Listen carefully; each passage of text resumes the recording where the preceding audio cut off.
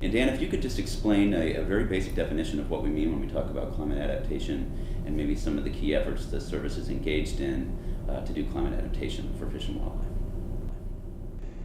I guess boiling it down to its essence, David, adaptation in the context of climate change is that set of things that we will do to help fish, wildlife, and plants and their habitats adapt to a changing climate.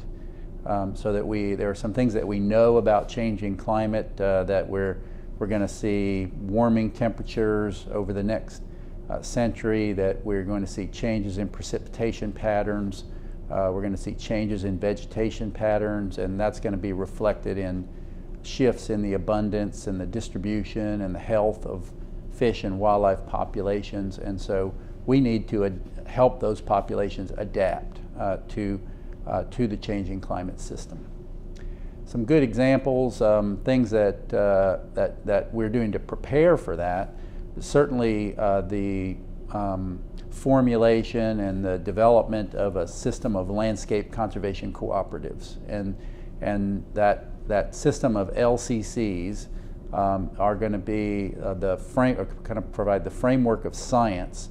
It's going to give us the information and the capacity to strategically identify and then implement adaptation measures. To be able to look forward in time and make our efforts more predictive, so that we know that if the water regime in the prairie potholes is going to change, then how do we need to change our process of conservation delivery? How can we set better priorities that are climate smart is a term that many people are using now. And so those landscape conservation cooperatives are going to provide that key capacity for us to design conservation more effectively, but do that not within the Fish and Wildlife Service, but with all of our partners, so that we're putting the right conservation in the right place at the right time. And last week I was having a conversation at the American Fisheries Society meeting with Patty Rexinger, the state director in New York, and she gave an example that her staff was asking her to consider a plan for the reintroduction of pine marten into the state of New York. And she was asking them a question about whether they should be doing that, because the pine marten is a northern forest species, and that some of the information that they have right now is that those northern forest habitats are going to be becoming more and more rare in New York State. So she's asking herself the question of whether they should be embarking on a reintroduction of pine marten in New York State. I think those are the kind of questions that all of us as decision makers have to start asking ourselves. Is this the right thing for us to do, given what we know about a changing climate system? Another key element of the strategy is mitigation, and again, can you define that term and what that means in relation to climate change and what the service is doing? Yeah, I think when we think about mitigation in the climate context, we have to put a little bit of a different way of a different thought on it, because traditionally when we think about mitigation in the Fish and Wildlife Service, we think about the reduction of impacts to fish and wildlife populations as a result of a Corps of Engineers project or a Forest Service timber sale or a private development activity. And in the climate context, mitigation refers to the set of actions that we're going to take to reduce the amount of greenhouse gases that are going into the atmosphere, or to take carbon dioxide and other greenhouse gases out of the atmosphere. And so those would be the kind of things that we'll be doing in the future. In our climate strategy, calls for the Fish and Wildlife Service to have a net zero greenhouse gas emission by 2020, an ambitious goal. But we'll be doing things like putting renewable energy sources onto our refuge lands, both solar and wind and geothermal. We'll be taking steps to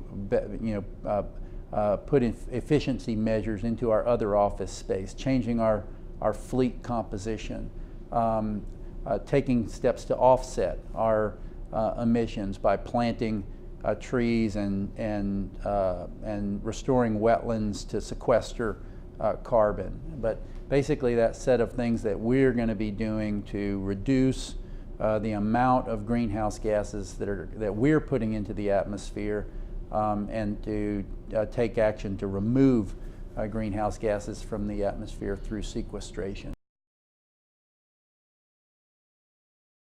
Okay.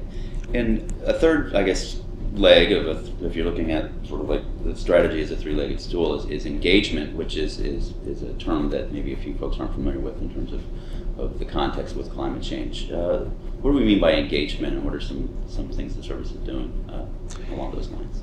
Yeah, I remember when that term engagement first came up in the context of the work of our strategic plan team. And the kind of initial discussions were about communication, that we need to focus on communicating about climate change and the nature of the problem, the urgency of the problem, and what we and our partners need to do. And then the team began to think, well, it's more complicated than simply communication. And I think the term engagement really captures that notion that it's not just communicating, that we need to be engaged. We need to train ourselves. We need to develop a better understanding of the challenge and the potential responses to a changing climate system.